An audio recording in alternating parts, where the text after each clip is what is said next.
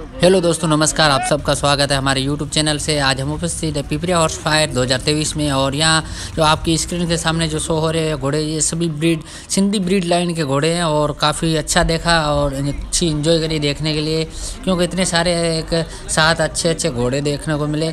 और ये भगा भाई का घोड़ा है, बहुत अच्छा नामचीन घोड़ा है, अभी राजस्थान से खरीदा था। एक अच्छी भी और भी हमारे को घोड़ी देखने को मिली, उसका भी वीडियो हमने शूट करा। और जिसी तरह आप देख रहे हैं, ये फील्ड है पिपरिया की। और यहाँ काफ़ी अच्छे घोड़े अपने शाम और सुबह राइड पे चल रहे थे, क्योंकि ये 3 दिवसीय मेला था। तो 3 दिन लोगों ने अच्छी प्रैक्टिस दी और अच्छी रेस भी होने वाली थी। इसी वजह अच्छे जो घोड़े थे वो सभी फील्ड में नज़र आए।